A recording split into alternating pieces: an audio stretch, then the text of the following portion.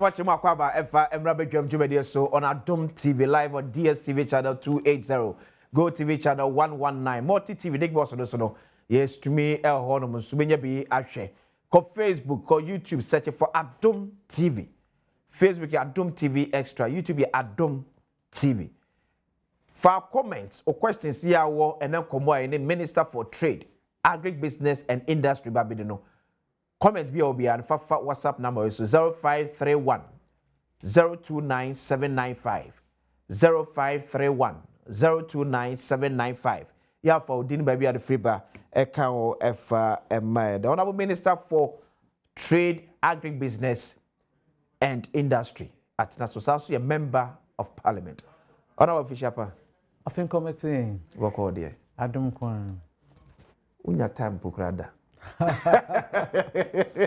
And then the MC Emre Daddy sir. Constituency say. Constituency boko last week na me wo ho. Okay. We share new me course na kama cashew factory coming up, roads nso so ye kama schools, cheap compounds. Touch my no fear kama.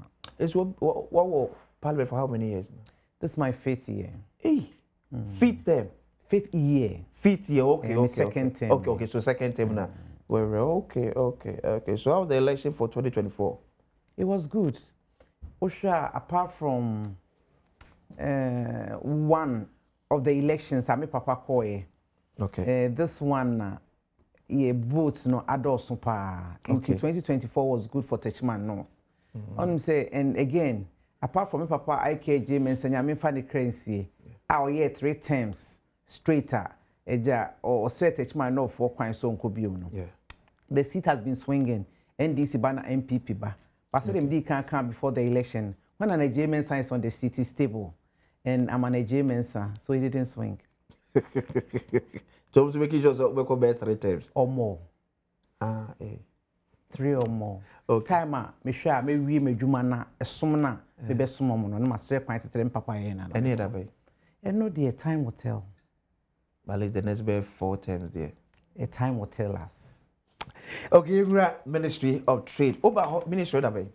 Me ba ministry. I think it's almost about a year. Maybe a ochina.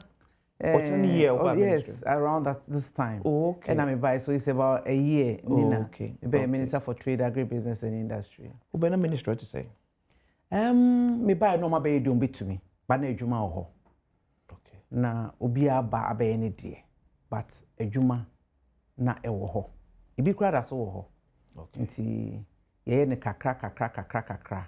Kopim say ebi hu say Ministry of Trade, Agribusiness and Industry abeye die. Yira Excellency John Dramani Mahama epese. Okay. But I hope say omo enya o how bebre ya fe no also consulting as answer na makasa so mo vision kwita mo so wait me implement. Oh, how no die kakra ho. Nanso said the epese ni say we just want to look forward. Okay. Na ya hwe die ebeye ne intentem so. Okay. Into hwa within the year no ye die America.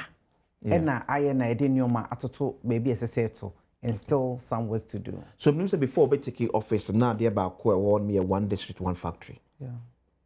What you saying? Let me say you. 1 district, 1 factory. Me ba ministry ho no 1 district, 1 factory no.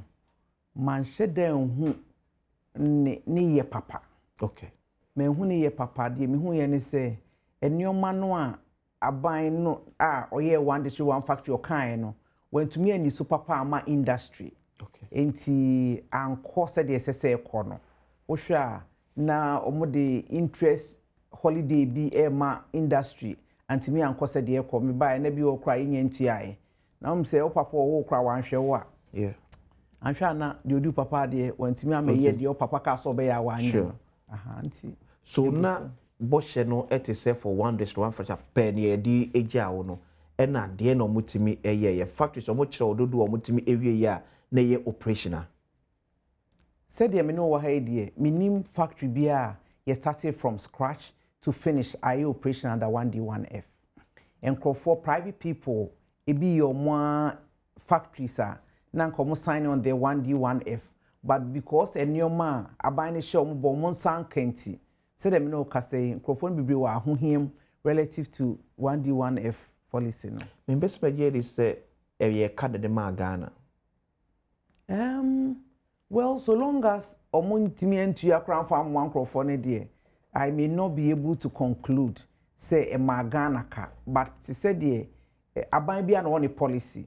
And so any policy na anya successful cra, and there may be a policy they tried and it didn't work. But said you 1D 1F say one day should be a factory or no. Patcho say we dey nyina organa ha. Yeah. Ebi o district no. Me district there asante mampo.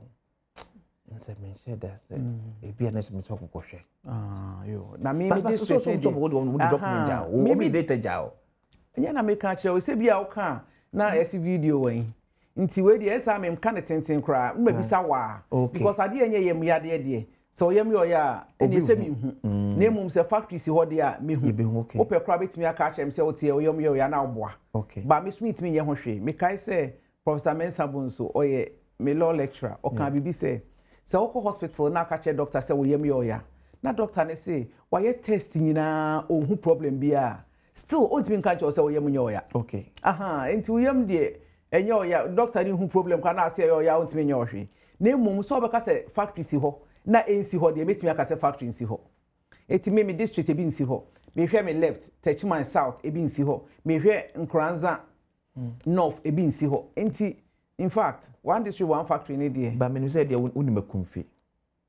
You know, a kumfi is was an existing factory. And yes say 1D1F ne be see a kumfi. A kumfi wo ho ye na dwuma dada. Ti say a kumfi say Ministry of Trade, Agribusiness, per se ekoso nasne makoho. Omo ye juice no. If you say me ko say de omo ye juice, ma start kra enum bi. Because unim omo the fruit ni shema, omo hu biom kopim say good box no. You know what that means? They don't add any sugar, they don't add water. So it's pure juice. It me ko hwe any say de omo market ewo abrochi no. Me who say it was a ministry e so masene. So it wasn't like a government built a kumfi. A kumfi was built by a private person. And na aban bia wo ba. E was so hwe industry na oboa. Enti say 1D1F so support to a kumfi and just so they see a kumfi. Because say see ya ye be bo we are going to go into what we call contract commercial farming to support citrus company be any a kumfi.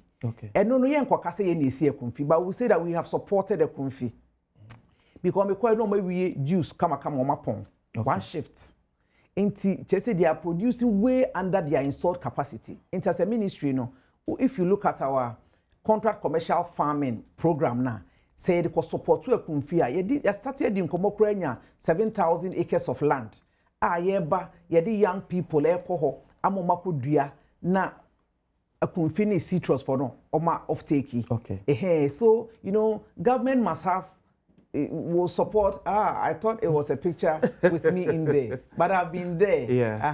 Inti idea a kumfi and like industry. Ya basi be so mama it won't say that we built a kumfi. But for example, we want to help them to run 24 hours. And a kumfi away or market and so. The only thing is that they don't have enough raw materials. Inti uye policy maker. You have to do policy that helps industry to, operate within a reasonable capacity. 30 days, sir. If they're able to even do 70 and up, it's fine. In Tiebebwa, and other industries to run 24 hours, especially if raw material is what their bane is. Will you say the announcement of one district, one factory was a benefit to Ghana? No. Announcement the ever done a benefit. Send and come say I bit my announcement say any company be a 1 billion. Minister, no okay, as a binder than about 1D1F. Oh, I don't see the impact. I have to be honest. Me the obi papa meka na mum say enye papa so a mean to me for a home mene ka say. Obeka say oh, say the ten say kan. E woni die kwan so. Because you see, nyame na meka say bibi impactful. What am I say? But you can catch us. Ade na ya. Nyame na meka. 1D1F was not impactful. It wasn't impactful. It wasn't impactful because announcement they say I'm my announcement. Company be abeji 1 million. Is Minister for Trade ayade. We ba ho scanning na ho na abefa. You understand? Okan na we ya. Te say maka say me ba be so factories bi mase okay ama obotumi anya raw material okay eno se me ya eno ye ba be boy ensem na wo kan dia se waka ne kwa omososo atie ne kwa ne mom oja eno ye beka so o kan ye no waye na me so de friend Elizabeth Ofosu ajai Excellency John Dramani Mahama ne minister wayimia me hwe trade agribusiness and industry die metumi ayen kwa na meka okay nti me ka so enim say ka agribusiness most the one for bedwin say ka beka Ministry of Food and Agriculture. Why is it being added to Trade Ministry? Okay, so agribusiness is industry. Okay. Agribusiness primary one kra nti ase obi abeti ase kra agribusiness a value addition. Okay. Value addition dey industry. Okay. Nti say okasa o de agribusiness eka agriculture ho a na che say agriculture na be industry.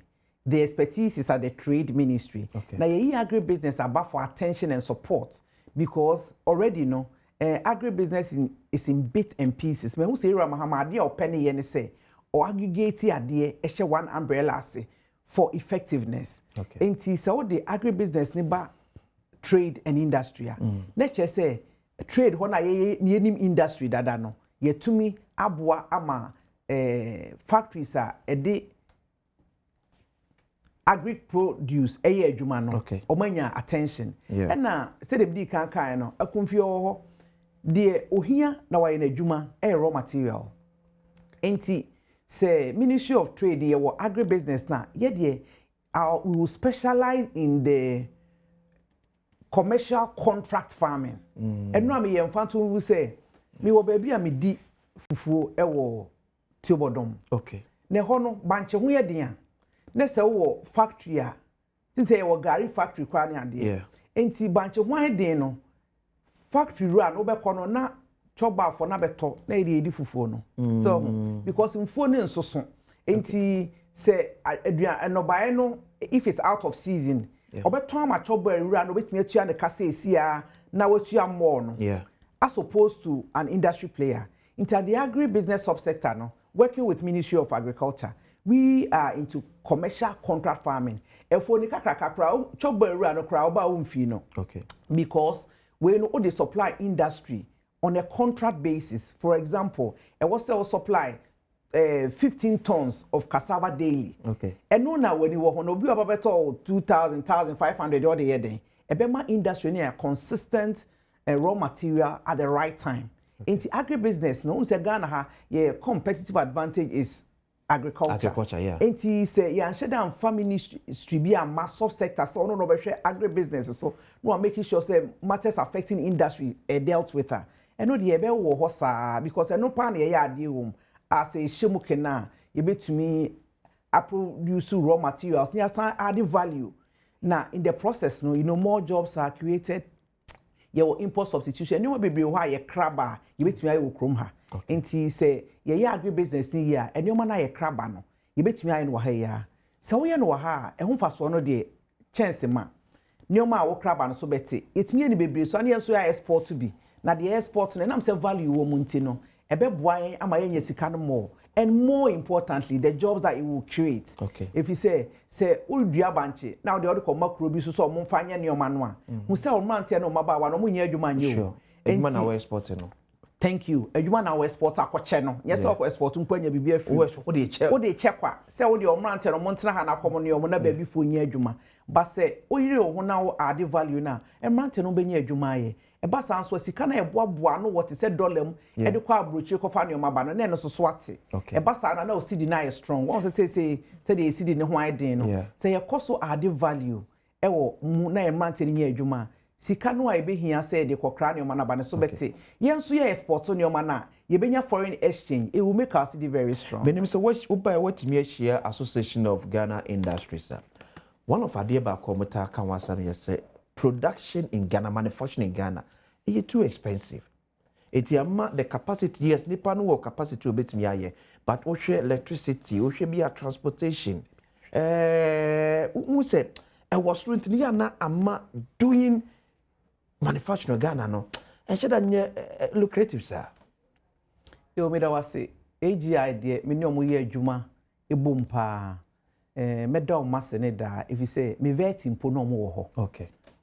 From the beginning no mo ye o madwen so me be ye adwuma enti saa nyoma okay manim sem na United Ghana ha so United sem any news because among other things Ghana ha no na your currency no enye stable nti mo hu manim kra okokra de ba by the time I production na obeton wa wie no na dollar no wa hwia kosi baby kra wa confuse you enti ti say na dollar to ko do 17 14 15 16 American kwa enti eba say ma industry no enya hoto and na cost of borrowing enso very high ni nyina say policy rate ne so nti eba sa nso a na ye interest rate na ekese nti na ma financing so a dey amom enti me ni omudi nsa was so in fact 3 days ago kra no na me AGI o meeting mre no nyina na ye but fortunately enyo mesesa in the right direction because dollar be ya afini yera excellency John Dramani Mahama betina akonwa isu bempa de nyoma atutu ye ma me ne wo kasei ye economy no aya akono nti ama ti say dollar nsem na ne ha no eni ni ho etoso biom cost of borrowing is so abafom nti wo kan nyina abom am feel say industry omo hu kanea na minim say it's even going to be better especially ye promote made in Ghana nyoma ye patronize what we are producing on say Ira Mahama di kan ahyemra say ade bia ye wo krom ha no say aban na eta aban be use ni purchasing power no patronize an example na ye pad ye sanitary pads no wa share emra say sa free sanitary pads nyina no e wo say ye wo ye tono omo ye wo krom ha ne ho nti me hwe sa ne omo nyina I'm sure say industry is seeing improvement adwuma wo anim it can be better but ohwe aya shas ye nti be wie ye we minister utimi ko dwom kakra me de nti na mi kun pemasem no mi ko dwom enkofe ba mi fie pemasem pa oba mi fie sesi a aduane bebre ho mi am ko dwom time kakra bi abenya meko even officially I go to check prices na no I be di bronyen be di official pasem koma amakola for me nam so na mi di dwa kakra o say girl na no di mechi no mi gira ba bi challenge say me tade no ai nti mi bisa ne o ma no na me hwese de first na me to no na me hwese de sese me to no na e kama na ti say aboso kan man kotohwe ba me kokohwehwe prices it is sometimes I go on my own say me koto ma adwene me koto mi contain ma be and me am koto ma ade but me say ko officially enso kohwe say edwom etesen na no am ko aboso kan na enioma no e kama na obi say aboso kan for the future agumani ente sa se mete ho no mbeka bibi kire me dia meka se odi omo kan enye no kre ba me am akoho me call ho no enioma no mateto so kama na nso so sprinter any resting na said your mate so no any said you see the aye kama no enko like say the economy no enko yes ene no enko nti omo ton no me de to omo anim say wo hwe omo buo ya any said the economy na aye kama no dia enko na onim menua yera excellency John Dramani Mahama say why am dollar na aye kama no e adwuma edin so nti ono so obre ne ho amagana fo nyina se de be ka no obre ne ho se de be ya adetofo ene omo a adwuma ne omo de ne nyina be nya ho mfaso nti se dollar ne ye kama e wo se benefit Ghana fo nyina nye se e bia traders nkwa ne benya ana consumers nkwa ne benya nti e ko e be ka kire sa brand yi fo se omo hwe na omo nte so omo maamia no yi enti besa akọ makọhwe se ha ne aboso kan ne ha ne soame podie enye kwan bia in fact Monday no kwa na ka me kọ soame magazine but na se me tu America any cement for the yeah cement for the enti no ma me twa mu bai besa akọ back to soame so makọ ho enye se soame kra me nkọ bi kodwom pa soame magazine makọ ho enti minim de ekọ so odwom it is not correct say aboso kan for ntia omo so. And I've also stated, say, sprinter, any resting, and na enioma omonte so. Enti minka say, omati bibiye sprinter resting here. Okay, sprinter is a car brand. Okay, yeah. Na no na trotro for use super. Na omuncheche mu ni say, old brand. Okay, me bonti sprinter no ho spare parts no. Yes. And na ne bo ma form sa. Sa, yes. Okay, but aside that one there, others no aba form pa. Okay. Sprinter engine. Okay. The sprinter and a sprinter engine. Okay. Enti nkomo ni nyina sa aboso kan fo nti omo ni o maso nyina sprinter engine. I don't think this is a fair assessment of a market. Okay. Mama for ni nkyere Makola. Say omo ye ni ye. Eti ye reporter ba ko ensia e wo Makola sese ye. Okay. Ye kunenko tie ya ka che Makola fo amma ya wese. Ye ne minister e ba bedim komo. Eti si ye di edwemu komo edie. Ye nti asemu a Makola fo e wo de ma minister. Any questions are or more Edma Minister Tiemko, Makola, Emrice here. Yane Oswafua was share a dreadian so trades, agribusiness and industry. A Mame Elizabeth Ofosu Adare Ebetrichon Como, and it's a near dreadful Ebetrichon Comonia say, send your dollar form, send your Yakasayate, a year farm wosono, Wamusu and Sam Bay, and now Omu Ewa, Omudi Ebebisano, Esan say, Dodwana Air Cassette. And near Macofom, a binum so extremua, and near money dear, send your tianet, your young mammy Baku, Hanomoa, your Percy and Nutrition Commonia say, Saina and Yama Esitia Emano, Mammy Yamwakaba Adom TV bedroom so. Ah, Mejemoso, me say, Samuna Mooking, no credit at the Hua, now they are two, a chance with the Hawaiian munching. Say, Minister, where I are dear my empire. As I say, new mano. Dollar bill from where petrol bill from ye no may a binum wa ye so a boo hoboko ye 10 cedi obi boko ye 5 cedi a boo hoboko ye 20 tiyanso ye ba yanso obi beto an yanso ye tumi ateso kakra no afi we so almost about form amui afi we man to 5 kilo full back full the Yakatian is on modern mayen senior neoma econo uncle so sa na ya ho ha na ye ho toyen said ya say siano and neoma abel from where wukra be 150 200 kra but to be akofa neoma mi ensa bi ogu nsemu aton ama husu anya bi da hwe wo ma ti anu ana ye ka chen say ye da na ase ni ye bo na abaso ene aduma pa oye ene ne nsade odi kura Ghana memu onya membo ano no ma no kwantentene no nyini nche sade ye be ya Ghana man ye ho beto ye da na ase se ne ma me e ka no se eniema no de ne bo e wo fom a omkọ a yatete so no yenya yenua be ma ba ko so e wo hanom a ma minua enei e trades agribusiness and industry minister oswafo eba e bedwam so why you dreading and some bay and the Dawakuma Sua, Opeso Bisan so dreading? Oh, Yaranasimu, Sena Manisi Corn, Yapenisa.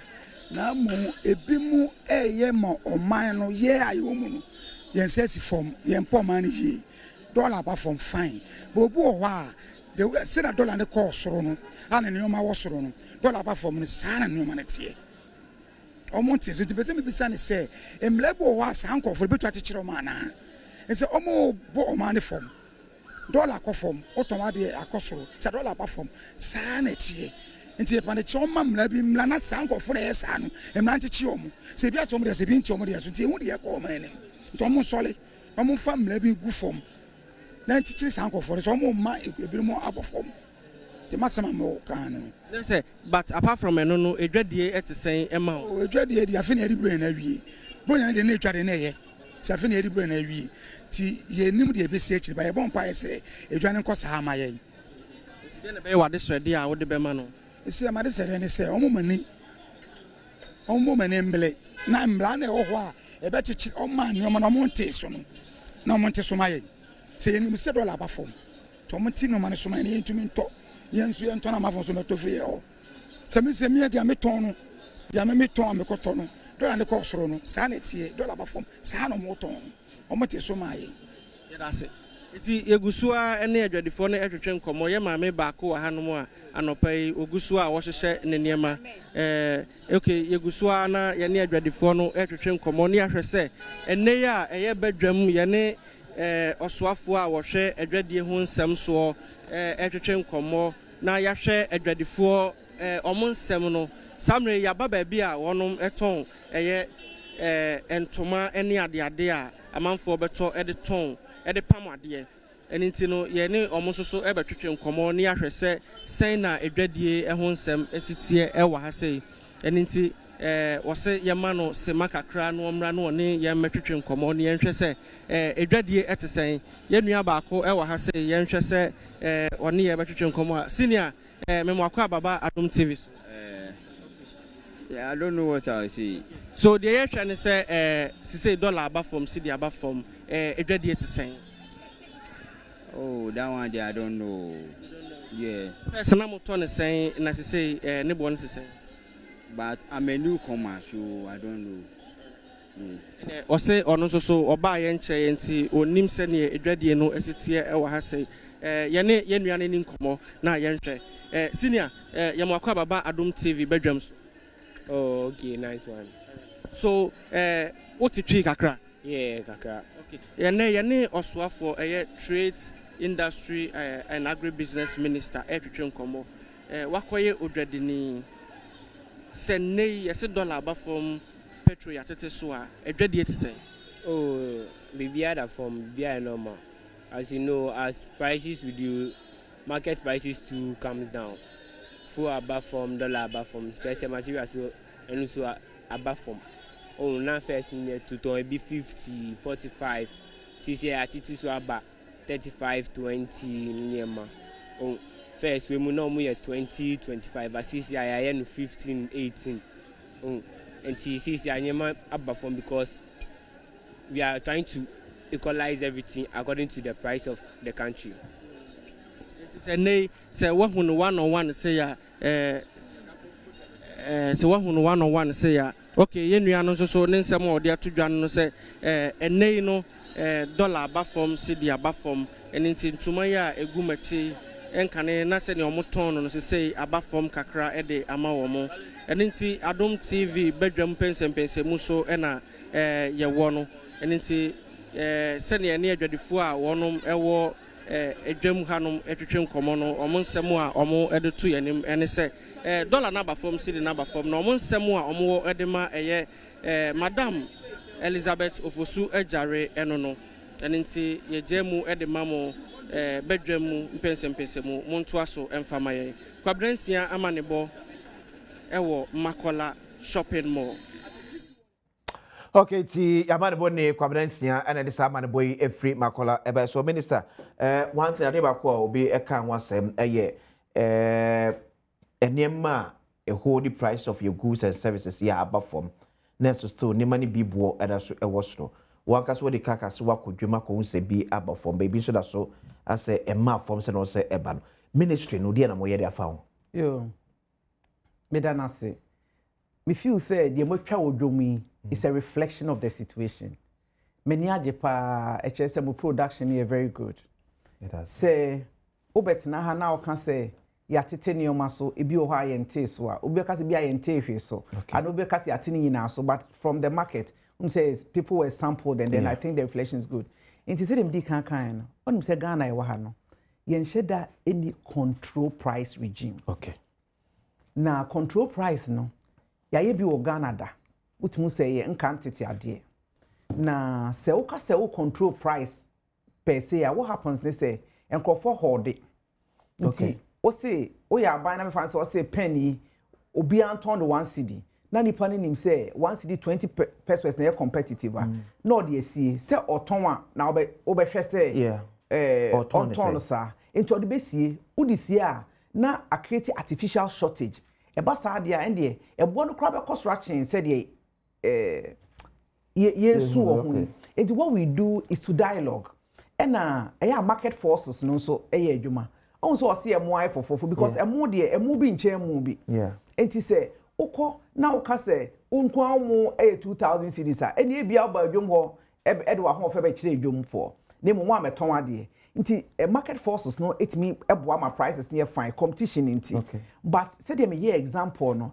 the all kind of so am party say them the sprinter engine example no un say sprinter ye kan kra you know engine depend on price ni ma yes okay other parts nyina good but engine ni dey omonte so say dey ye kan no na reason so omode ama no enti what we do is to dialogue and make sure say bo no akofom ye be hwa dollar no ba from kra immediately no motete ni o man so we kept engaging them na nim say e be engage o makodu point bi a enya ade a obia betimi a complain say bo because rubium because some of the things no obi say high kwan ho say even engine no kra na omaka ho problem no say eso antimi ante emitiam a eno so ministry no kwan pa e be fa so a bo no be ba fom be no de say the medical kan e kwan ho de be hu an say ne bo no akofom eno ti say o ka so mo be launch app bi price is a price competitive app ala say no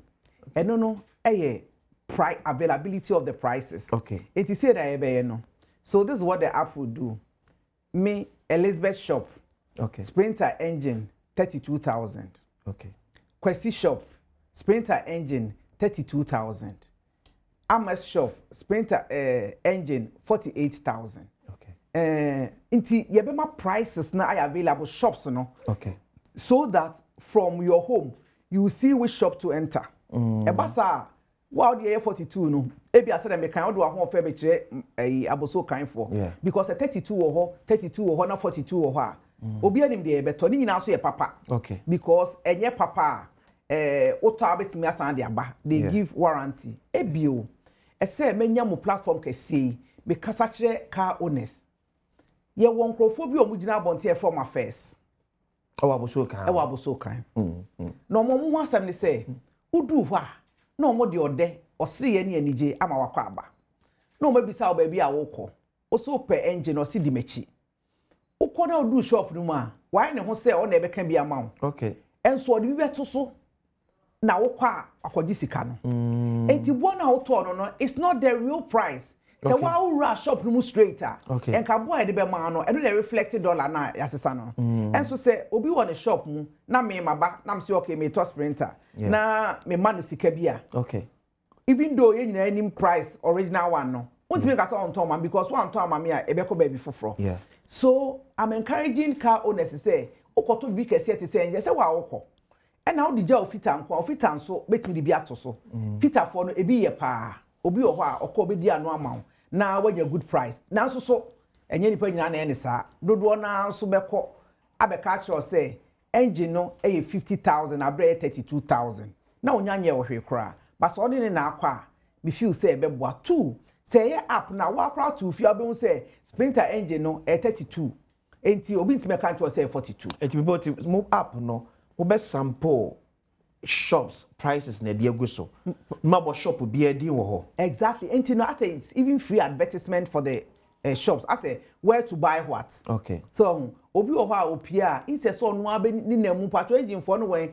na so koja me ma wonko no okay because me ma koja me say me pese obi ja me am di be fifi aba say me fifi ba na obi a me ja me dia na che say me hi obi oba be ja me okay me am do shop am ni pa kro be kasa enti we will make it available say be ya ye nyina ye be hu say these are the prices obi wo ho a 1,000 2,000 difference they don't mind but 5-10,000 there ube hu say this somebody is doing okay so ade ba kon so ewo adwediem kakra ye ade efe no brand enti me coast store na me enti ma me fa coast store nyen fato coast store na bia wo ne brand enti se ne ye beton brand A enye sa ne beton brand B but obi adwedi na so kodwem na okoto bia brand A na ye 20 cedis a oba opeso oto brand B the same 20 cedis okona brand B ye 20 cedis na ye 30 cedis na adwen say half one mabo ede how do we get Ghanaians to understand say ade na okwa akoto no esune bia ene ne bo yo opanyi wadaro menu an ye wo TV si brand bia abonko na no me ko dwomi me ko aboso kan no brand me nya advert mo bi entina me mo brand bi edin brand bi wo ho a battery gifty I hope so ho ye me share gifty wa aboso konton batteries brand bi wo ho a na 1,700 and 1,200 okay because so cost our shop now batteries bebre wo ho but they sell by the brands okay enti brand bi na 1,700 and 1,200 brand bi na 1,200 and 750 brand bi na 900 and 650 okay things like that because you na a top brand o top brand na obi wo ho wa ye hu say sebio ebia empaboa kra brand no ni na ye pe nti okwa obeto de ne boefo okay ebi also you are buying the name okay nti uto name ni the name comes with a price nti enkoba say car United we are see yenim car if you kro bi so ne bo sure car if you kro bi so ne bo me sure say untimi nka say 4x4 be a free krobi ayi na anim no it should sell as the same price as the free America because it be America for my cars na check or my getting name with a certain brand and it be a Ghana for so ya starting into our brand and then be the American brand will not be the same but ni na so a cow time because so it's for you to choose which brand you can afford into brand there yet I say brand comes with a cost. Minister, cement pricing more share cement manufacturers ever home because I said Namabonte says saving some the 6 Ghana cedis babe can oboboa ye turn that down. Yo, me da wase. And obviously I say Minister for Trade Oshe said ye me nam ya me dadie. Na me water chiman kwesi day. Na me say kuma be drew Kumase Jorda na ma ye adwuma na mato aso aba. But weekend me hwem from a man who say asem komo bi ekoso ne sheda anya me de papa nti anadwo beye 10 ena me sim efitachi man ena me be drew akra ahomachi anopa na straight ena me share cement for be di kan do massive say notice to come for the meeting it was less than 24 hours but omu nyina buy e come up na eni say emra wo ho a de bo cement ho bra cement nkwa ye product bia se ni bo no sesa esesa ne oma bebre we de oma nya scarce dan oma ni ma o Ghana hankwa na obisiri dan wi a na utimu a otimi tro letter say ya tutu cement mu itimi beto dan kam like are you for real dan ya yesi wi a utimu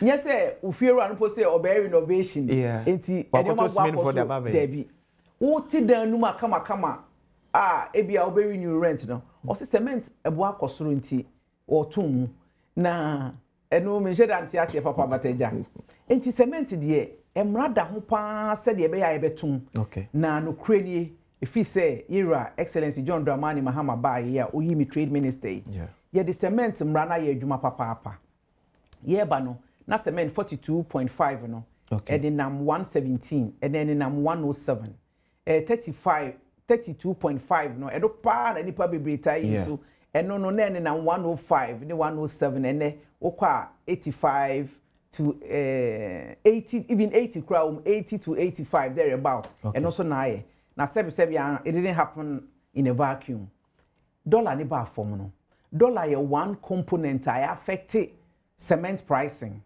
enti dollar ne ba form ye ni omo nyina abo ho nkomo na omo ka che me say it's just a matter of time ebeba form because omo clinker ne san the ombe order no of course the dollar will affect it inti ba ampampa hwede ya bedro na metini say ombetum no betum sa from say omo keka ne omo ba akomienu bi a eno so affect price ne de but ewie yenkomodie no na akoba say omo tuma enye inti omo nyina ye omo adwen say yentum mini say bia 1 or 2 companies could not come but eno de ye meeting ni say we dia you san say asom ne gon na che say aso bia amene gon na de ye kan say hwe LI 2491 and control price but a guide pricing na guide no say hwe guide ni ya ye beto cement mu only when we are justified nti ye ma omuhu say emra no de di pefe say bosumi bia e wo say ube ka o price a ube ton wade no nti you come and file it latest by the 8th of the month so won file is a price and justify ya untimi ntum na the ntia bitu amika ba ya ye bedi nkomo na ye nya adibim ne say obi a me file price increase enti kafra untimi sorry wo ofie say e de wo de wo pe more money into babet what so the aqua men can't cry we won't fight what I say say ti we now see you ene onioma bia toto ye bia wa wo solar or 1 or 2 things into no o sha on fa so no ne Ghana for beche into beton cement 76 and I know ball. Me and Cramity, I remember ball abaso. Name Opeso the cap battle so the idea say the home. Okay. Now me share so now come on no a warm remuno, Obi anime. Okay. It will be anime, ya Obi antimintum. And this, I am serious. It me no see DNT na compare some this 6 Ghana cedis can. Oh, omo die omo catch em so omo ka some this 6 Ghana beto so. O dey ya bon komo na wi. Die hia ne say omo si omo ntum. Okay. E me enu ne hia me. Die hia me ne say omo ntum. Na se obi si obetum without the law, I will sanction the company. And I have to be honest because as much as we have to protect industry, we must equally protect the consumer.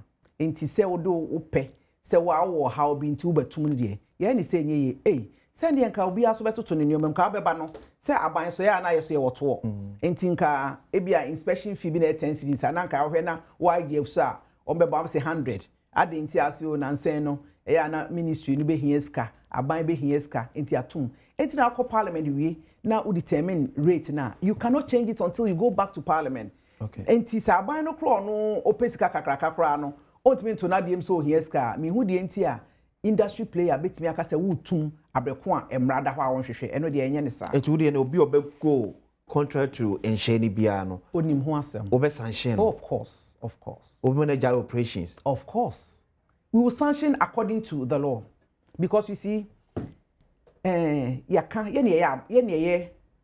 we are the government. Yeah. And na ye mra enye to say NDC government government as in like Ghana, yeah. Yes ye wo ye mra say okay uton tomatoes a ya hwe na ye bo ni ye nemum say uton cement there say ne pese ye no because we know that the price of cement affect the economy greatly. Okay. Enti no ye bo ho ban na ho asem wo krata so ho asem wo krata so no we must follow it to the letter. Enti say obesori adopa say what cement mu there it won't work. Okay.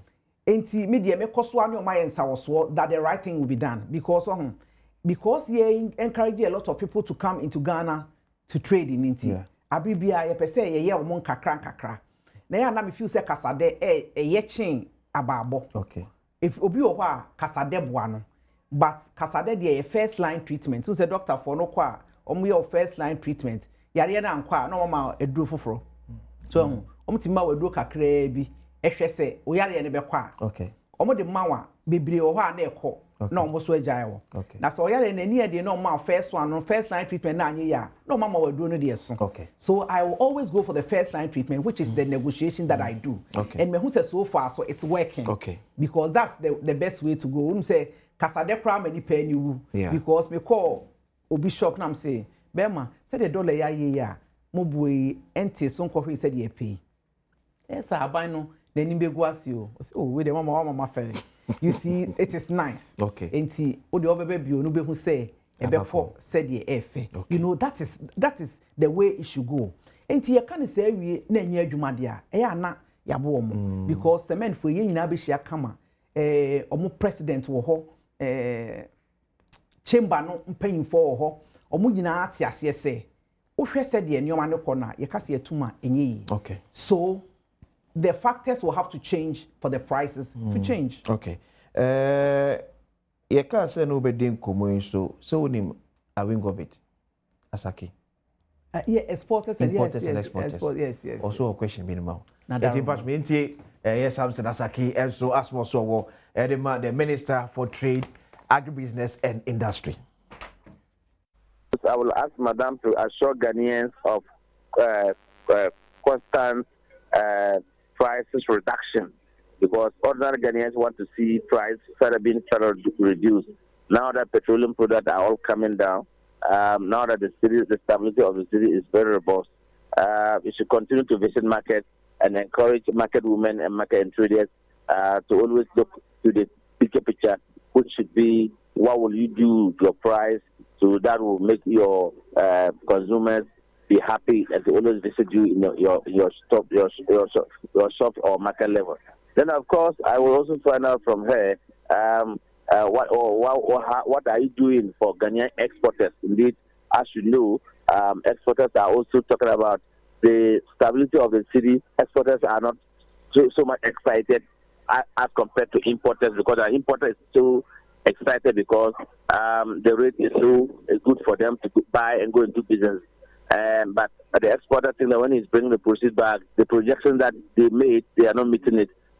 Is there any incentives to incentivize to support them so that they don't feel that they are eliminated? You know, the Minister of Trade is mother for all. His mother, he has to do check and balancing. He has to satisfy importers, he has to also satisfy exporters. And that's something Asaki, Mamfako Katamanto. And I say Katamanto, sorry, me yeah. Katamanto, so a good four chairman. And so a question at the mouth. But check us also if you're submitting questions about our WhatsApp number is so 0531 029 795 0531 029 795. Yeah, for Dini baby, I do comment no every bano. A compliment here, chairman of Cantamanto Traders Association. Union traders no Muguka Hono. The Granwa one Patawa inside. So I'm 100% about 95% of Patawa inside. A major joining in a room in Abuka. Yes, Remayo. About senior. And that transfer can send the bree. And there, that is our kind of more affiliation. So, what Pamomo? We see me in a year. Western, and I'm wearing the touring in Arno. One more than say, what is my end? So we in Africa, now but inside there. Rob wire pa.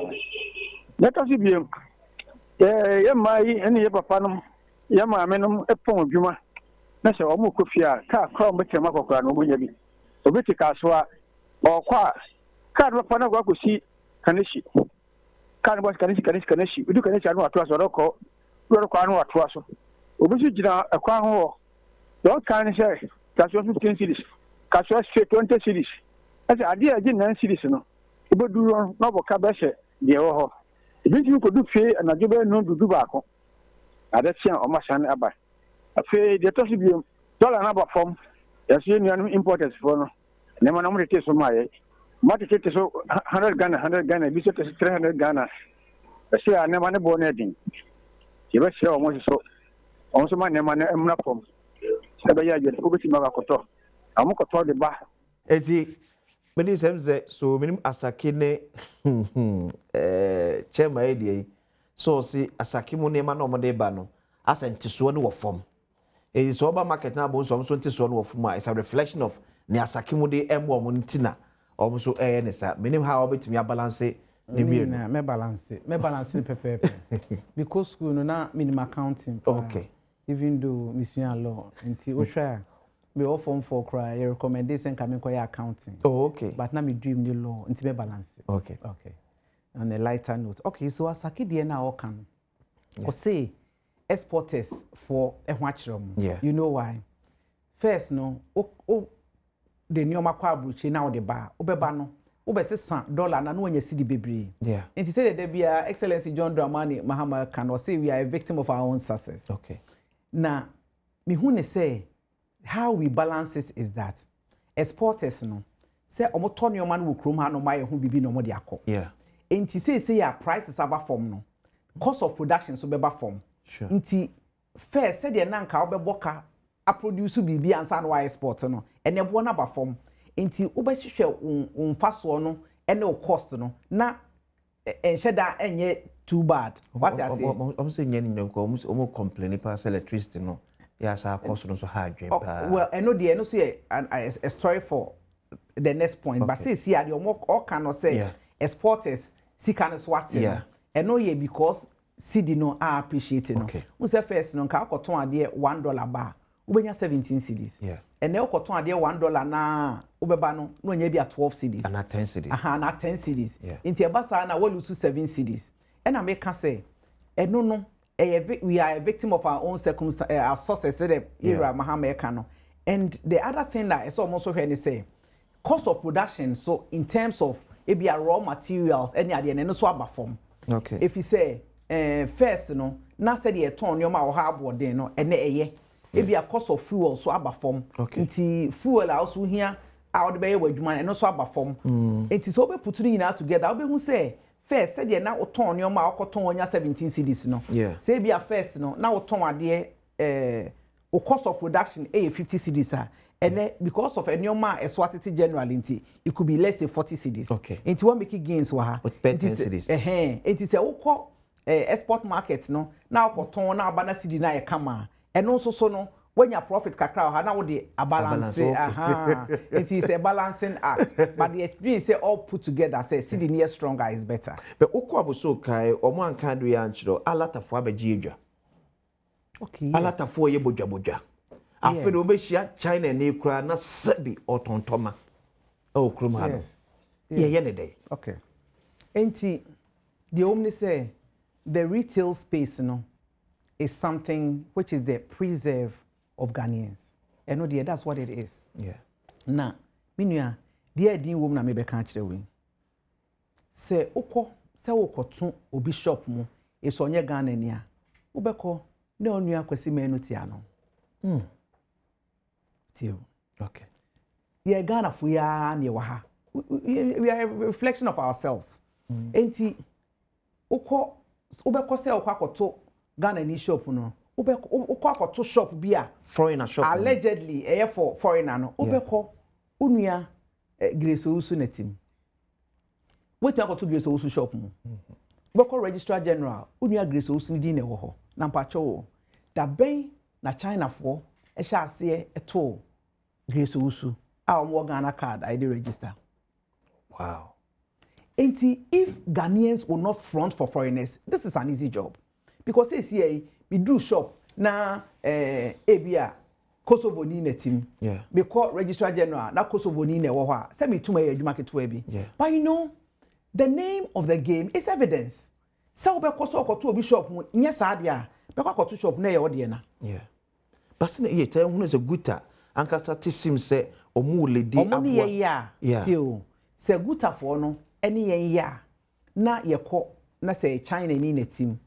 Kosovo ni netim eno de e kwan bi ani ho okay ye kan kasa eche store owners so say emfa wo shop and rent it, you know, it's something that we can stop up in issue so okay. Because there also oye land owner and now oye shop owner na foreigner e ba do retail shop na one farmer no a ye nkodu ha. Okay, so we have to start the discipline from the root because symptoms there. If you treat symptoms, yare no ho. Me nye sure say me Elizabeth me wa hai, metimi akwa America na mako to shop. Abra mini ho nkrata. Yeah. Is that feasible? Ade na Ghana ha de yetima na possible say foreign amra na omameje shop no operate within a retail space that the person is not allowed to do. But all the same, we'll continue to work with Guta to ensure say kakra na ewo mu no a ye obia be pa omo ntoma no. You be you free ho because sebi ye nante nkwa abroche nkopay investor so ma meton toma de me akwa metimi aton so enti we'll continue to work with Guta to eradicate those people from the retail space. I've my call me WhatsApp message so na me ko share amount for questions yomo Edma the Minister for Trade, Agribusiness and Industry. Questions are Ghana for SCO Edma Minister nti mam ready comments ni be infra months a man for bo abaso pa. Okay. Baby shall say if free. Okay, the mommy shall say free. Papa we so. Mommy we. Okay. Oh. Good morning, Akwasi. Please thank Honorable for her good works. But I want to know when will she come to Takwa? People are suffering in Takwa because of price of goods. Hey. Yes, it is a Takwa so. It is a no free so many days. Which straight at the call. Good morning, Akwasi. I'm Eben from Kwabenya. I think the initiative for coming out with a task force to arrest drivers charging unapproved fares is good. And we all need to support it. The laws have to work, period. Regards to Honorable MC Agbo of Ga East. Also there. We say, good morning. Good morning, and to Honorable. She's another lady. I always follow her on LinkedIn. She has been trying her best as a female leader. Please don't forget what I told you, Mate. Don't forget it. Okay, today, we say, good morning, Gusty man from Brekum. A stronger city does not automatically mean better living standard. We still depend heavily on import, especially some fake and inferior rice, but produce little for export. And utility tariffs keep going up. If people cannot afford basic needs, exchange rate gains mean very little to them. To an extent, Okay, yes. okay. Good morning. I'm Mr. Kisi from is it Nkoko? Madam, how about the speak God? Okay, Mr. Rada, wait a minute. Two or now, okay, no, I say. We are now, I clear them, I mean. Okay, the cashew price, we have also sold our cocoa without money since November last year. It was really some Greek minister. Now, wait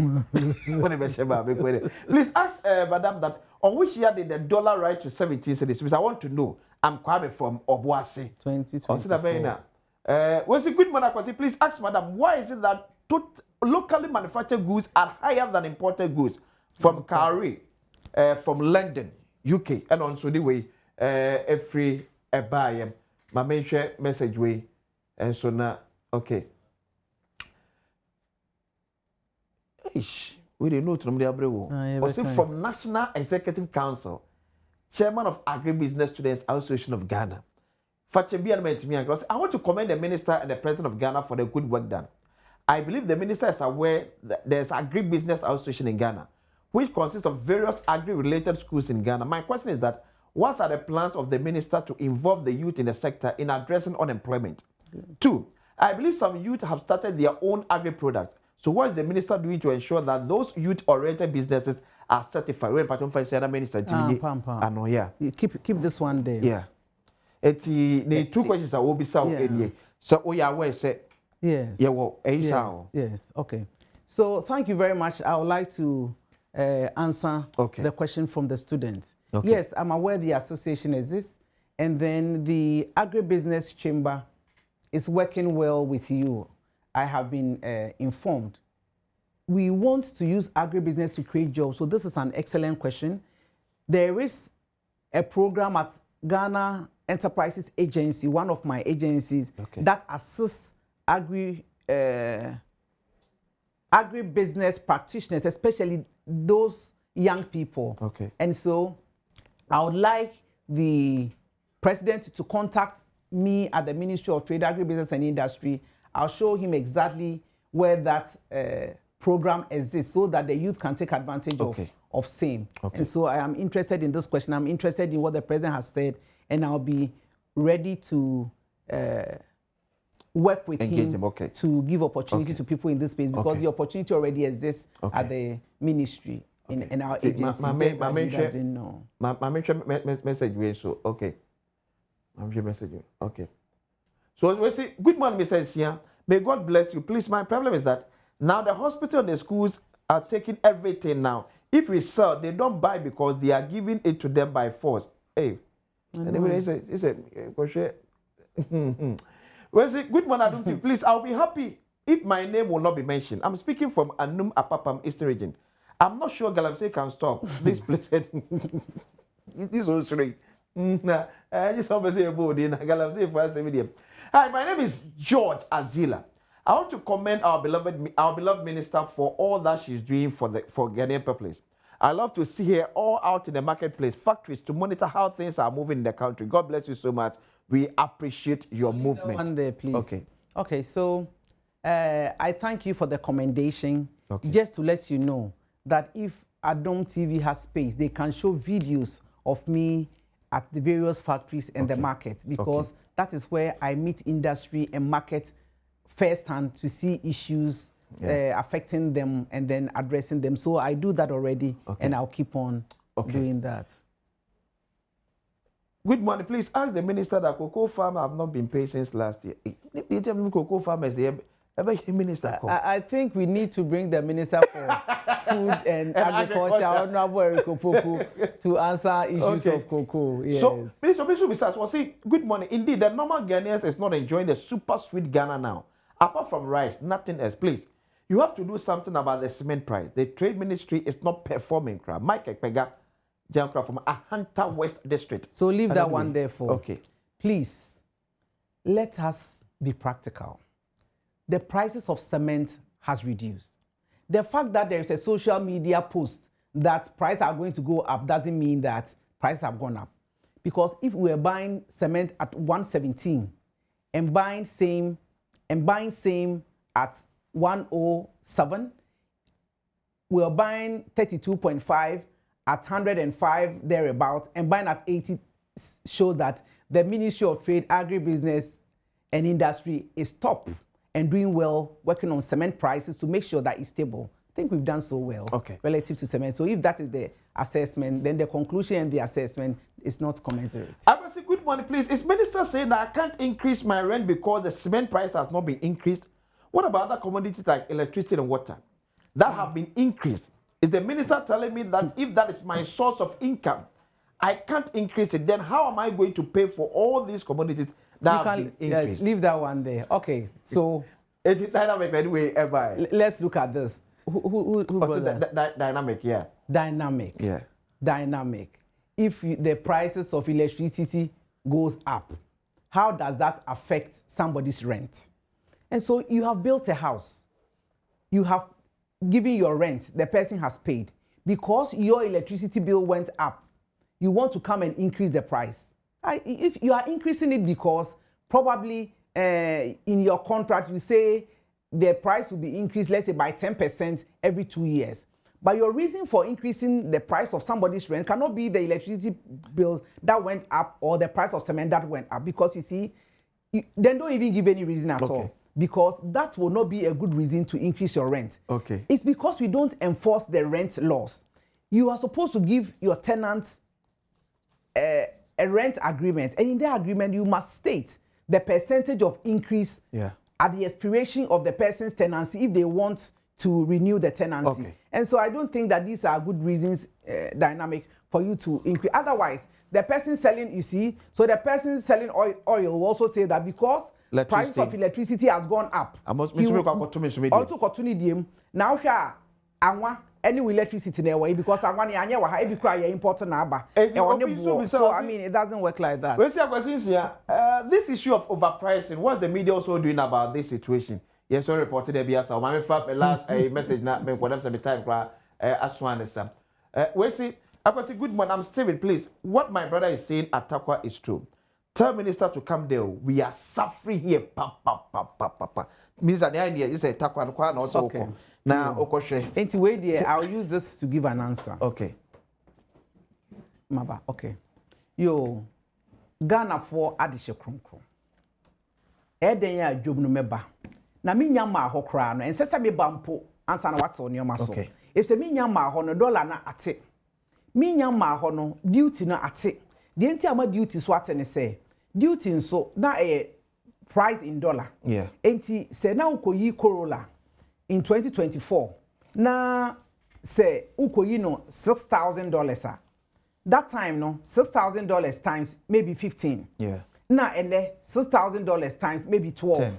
Or 10 eswati ano no eswati automatically enti e was say yenso ya nyoma ne bo ba form okay na ukoyi anwa at $2,000 ene $2,000 na eye ebia 30,000 no ene eye 20,000 enti ese nyoma ne sote madaroma mo mama majo mansa dom de ma ba hwese de mo hote okay na so mpese meba no na nyoma ne so ate se ye ka asem bia eche se eye nkomodie nti takwa dwomfo nyame nhira mo ma mudwa na ye nte ye nyoma so na reflect ye ramahama aban papa na ode aba no minim se mo yire mo ho de na so ye gye ye ho menkosi point na dollar no so abedru no eba sa ebe kama ehia se meba udwomansa meba udwom se de meka no na me behwese de ohote na me behwese de policies na de ato akwan mama dollar naba form ama duty nso aba form no e reflect udwom ho 24-hour economy mabadwam jumedi so ye call yanim kakra e de achen de bia se na ye call no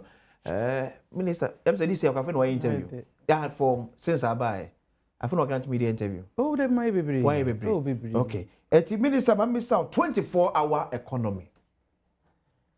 Ghana Ofosu musu nyina ne say ne ade ba ko ye gina so de to abade ma His Excellency John Dramani Mahama. Afi ba ko atwam. Ye hunu hwe, ye nte hwe. E ho nsem te say. O de asempa na bo. Asempa papa. Okay. So 24-hour economy was the secretariat. Okay. Na 24-hour economy no multi-sectorial. Okay. But me who say trade, agribusiness and industry be bring so ye ho. Okay. What it means is that we are encouraging industry to run 24 hours so that one job will run 3 shifts with 3 people. Okay. na afi yera ato forcing be ma na forcing no watwa sika ama 24-hour economy secretariat inti afi we yebehu ne ho nsunsanso na emum de meka ne say enya emma ye kra like the official one we are waiting for no 24-hour economy ye ho adwuma the inti amesi ye ho adwuma ne say problem ti a industry ain't been produce 24-hour economy no ain't been produce 24 hours and no ho adwuma na ye am ka kire no raw material very very instrumental into feed the industry program na era to force na so Ministry of Trade, Agribusiness and Industry amaya no it's in preparation for the 24-hour economy. Okay. It is over 24-hour economy. I said you maybe Google akwem one financing we say afi Exim Bank crama loan to industry all in preparation to take advantage of the 24-hour economy. As Minister for Trade, Agribusiness and Industry, I can say the 24-hour economy relative to trade, agribusiness and industry has started. Okay, so whatever come and Pedema Yatias say is going to be a private sector driven policy. Oko ministries, how many private businesses now will say they want to plug into the 24-hour economy? Oh, I can't even count. Industry Bibre, B5, Olam, Sonda, Zonda, Sunda, all of them. And now, Bibre and Sokra are starting. Because you see, enabling environment now, abino creating no. People have already started running 24 hours. And now, some of them too are in preparation to take advantage of 24-hour economy. Okay. In Tiusha, even though incentives, properly so called, are available right now. No, people have started because they're a good thing. Say, who run it 24 hours now, and wow, and must be producing more. You know, even though we are also interested in the job that it creates. And one, some people have started. Some people are taking advantage of the help that we are giving them to run 24 hours. And they finance, I'm saying, Exim Bank under the Ministry of Trade, Agribusiness and Industry.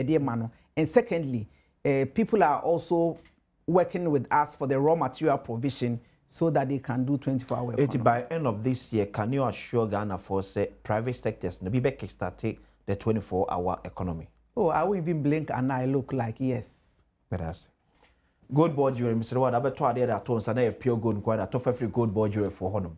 Almost showrooms are one name, papa. Yeah, pure gold. Or showrooms be brave, be one kind, a book massem. Accra Wabako, Ewo Kimbo Road, Shomo, Ewo Diamond House, Fred 0555 810 005. Osubako, so Oxford Street, Fred 0556 771 438. East Legon or Tele Avenue, so Showroomako Ohodom. From also 0553 163 811. Spintex, Baku or Marina Mall, inside Wadmoam. Number 0556 771 414. Tema Community 11, so showroom Baku or Fred 0556 771 415. Kumasi Baku or Ampoma Arcade.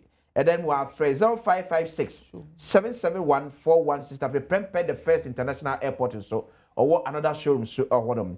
Also number 0531 040 808. Gold Board Jewelry say discover the collection that marries heritage with modern luxury. Meaning the Akwesi Insia and the Minister for Trade, Agribusiness and Industry, Honorable and a tree Ekomo Elizabeth Ofosu Adiare. Yakubo yan watching Ed Afro and me question Adom TV. Yakram.